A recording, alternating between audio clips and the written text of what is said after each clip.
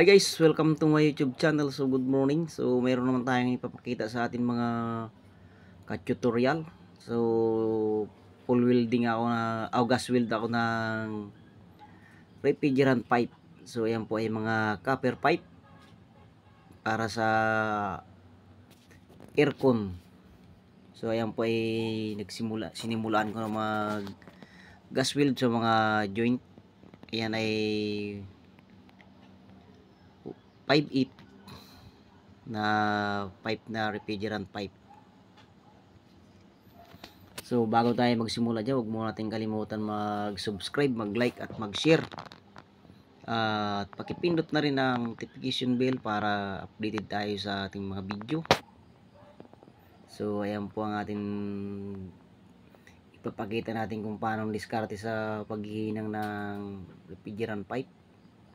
So guys, isang tutorial din to. Kailangan natin kapag nag-gas weld tayo kailangan natin bagahin muna bago sausaw yung silver rod. So yan po ay wala nang gamit na borax. Ayan ay silver rod lang naman siya. So ayan po, tingnan nyo yan ay binabaga ko muna bago susundutan ng silver rod. So yung hawak ko na pilder na yan, ayan ay silver rod. Panghinang talaga yan siya ng mga copper pipe. Pwede rin siyang applyan ng bronze rod, kaya lang gagamit tayo ng borax. Pero yan talagang pinakamadali gamitin yung silver rod na yan.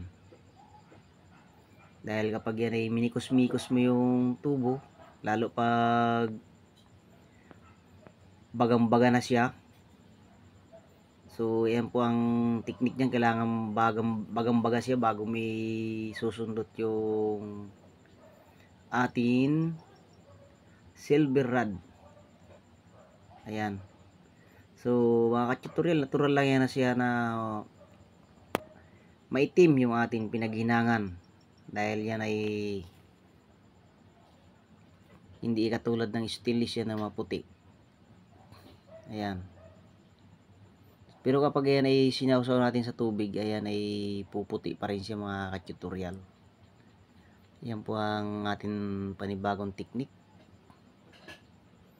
So mayroon din nanonood para kumukuha ng technique kung paano maghihinang ng ating copper pipe. So ayan po ang ating technique. So ayan po bali inikot ko na lang yung copper pipe para siya ay mahinangan ng paikot. Ayan po, makikita niyo siya kapag nahinang na yan, ayan ay magiging copper pipe, maging kulay pa rin siya ng hindi na siya maitim. So ayan, minimikos-mikos na natin. Ayan po mga ka-tutorial, para lang din naman yan yung nagka-copper, tawag ito, nag-i-smaw. Yan, unting baga-baga na lang yung mga para siyang tumulo, kailangan bagahin natin para mag-flat siya uli. Yan. Ayan po ang ating technique na binabahagi natin dito sa YouTube channel natin. Para meron makapulot naman sa ating kunting kaalaman dito sa paghihinang ng copper pipe. So ayan ay meron siyang kunting hindi na. So hanggang dito lang muna ang ating video. Thank you for watching. Bye bye.